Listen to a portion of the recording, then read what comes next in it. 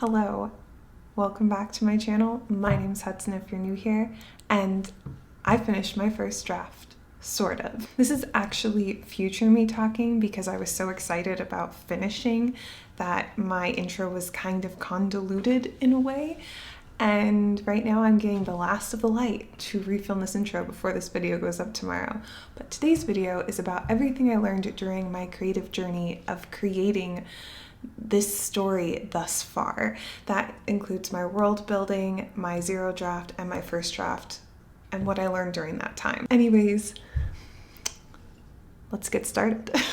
Dedicating a whole month to world building and research was such a good decision. This is definitely something I'm going to carry on into all of my future projects. Something that I did was when I was writing, I wasn't allowed to research anything.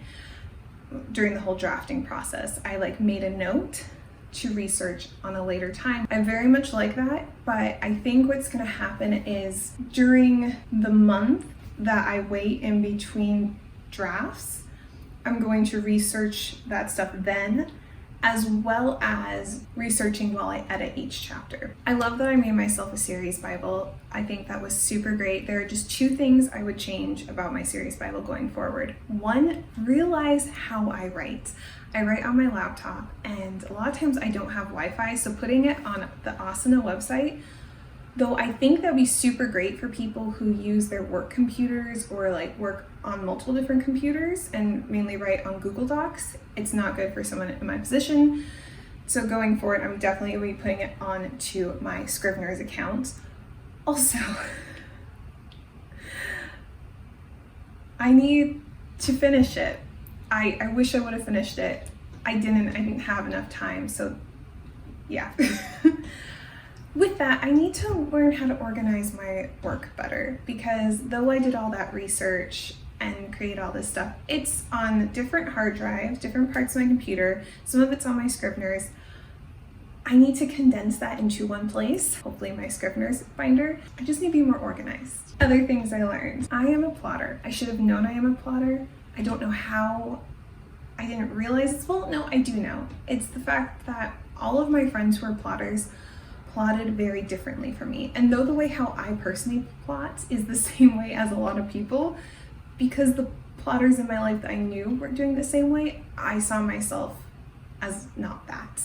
How I personally like to plot is through bullet points. I found myself going into this a lot while writing my first and zero draft, which was basically I just start writing a bunch of bullet points going down, and then as I'm writing them out, I might go back and turn it into a sentence or a paragraph, and then that might turn into a chapter, and then I just keep putting the bullet points. I kind of go down and then I go back up.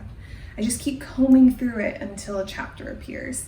And sometimes a full chapter doesn't appear, but I kind of know in my gut when I am done with the first draft of that chapter. And that whole thing to me counts as a first draft. Yeah, I feel like zero drafting, it was super helpful in the sense where it gave me that freedom to just write and not care about the grammar, the spelling, the words I use, and just get the story on a sheet of paper. But I think I need that for my first draft. I need to plot beforehand, and to me a zero draft is a pantser's version of plotting. And I need to plot and then just start with my first draft, but have the zero draft mentality for my first draft. With that though, Save the Cat wasn't for me. I thought it was because it helped me figure out some major plot points, and I'm so grateful for that. But I found it very restricting for drafting, for a first draft or even a zero draft if I decide to do that again. I just became so stressed out when I realized one of the beats was way longer than it should be, and a beat that should be longer was shorter when I was writing it. And I didn't like that. I do think the beats method works when editing though. I'm an overwriter, and I need that freedom just to write whatever my heart tells me to write for this. I mean, there are chapters that are definitely being deleted. I have a prologue that has no space in this story, but I needed to write that so I knew where my story was going, because it does make sense with it. It's just the reader doesn't need to know about it. I need to know about it. I need that in my first draft. I think Save the Cat will be really great for my second drafting. Though like I said, it was very helpful for what are plot holes, that's it. Okay, I have this here and I don't remember why, but this was super important. Don't categorize story by genre or age group until you're done writing it. I think that just goes with the Beats thing. My first draft, I need the freedom just to do whatever. Oh, I think I know why, because when I was writing it, I felt like I needed a certain scene so that way it would be put in that genre. I was like, no, that isn't right. You should just write all the scenes that this story should have and then take a step back, look at it and be like, okay, this is for this age range sort of ordeal. Participating in NaNoWriMo with AuthorTube was also such an incredible thing because I won this year, and I think that's because I had people I was doing it with, and that's why I never really was able to complete it in the past. That being said, I think going forward, I'm only going to participate in Nano if the story I'm writing is a short story or I'm halfway done with it. So by being a rebel, if there is a date and time where I need to be finished, or be at a certain, or if someone tells me I need to be at this amount of words, I can do that. But once I hit those like end goals, I lose all sense of motivation and I can't continue. It's a terrible personality trait, I understand, but I have so many flaws that are more important to like sort out before I even enter this one. Also with that, I experienced major burnout, and though that's something I should definitely work on, knowing who I am as a person cannot see me not experiencing burnout at the end of NaNoWriMo because of the flaw I have that I just said. I just like pigeonhole things. I hate when people explain themselves as like personality labels, even though that's all I've been doing since September, because I've just pigeonholed myself into personality labels. But I'm an INTJ. Yeah, and supposedly that's a trait that they just like over obsess on one thing and they can't let it go until they've like finished it. That's the other reason why I need to make sure that I actually finish the story by the end of NaNoWriMo. But also this might be different if I plot out my story first beforehand, because this was coming off of a zero draft. I don't know. We will see when I stupidly put myself in the same position next year. And then lastly, the last thing that I learned, I need to write chronologically. When I say chronologically, I mean I need to write within my sections chronologically. Because as I mentioned earlier, I'm someone who does the bullet points and then I go over and then I keep writing and writing until it gets filled into a pretty nice skeleton. Or maybe the plotting part is the skeleton. So, you know, the bullet points are the skeleton and then I fill in the organs until it's a good meaty chapter. Oh gosh, that's so gross if you think about those words. And for me, I need to write chronologically for the emotional thing of it. So not chronological of the story, but chronological of the timeline within the story. And I'm not talking about acts, like there are different sections within my story. And I can go back within that same section and keep adding and writing. But I found when I was done writing it all, like the whole book, I went back to write something towards the beginning of the act 2. And I just couldn't write the scene. I didn't know what headspace my character was really in. I could figure it out, but I couldn't write it the way it should be without starting from the beginning, reading it through up until that point, so I just was in the proper headspace for that character. If I would have done that, I just found myself editing things, and I didn't want to edit until I had a break of that story, and so that's why I say it's sort of finished, because there are definitely some scenes that haven't been filled in. But you know what?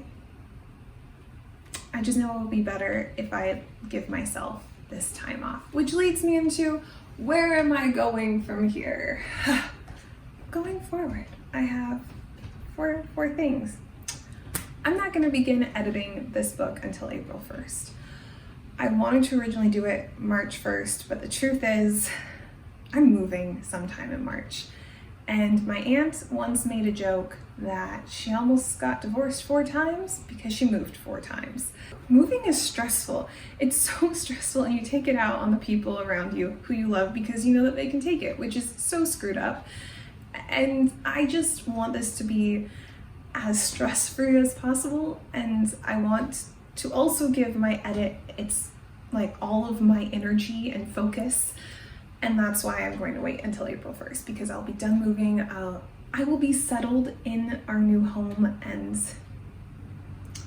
that's best. If I somehow finish moving early, because it's a slow move, then you know what? Maybe I'll start editing earlier, but that's my goal so far.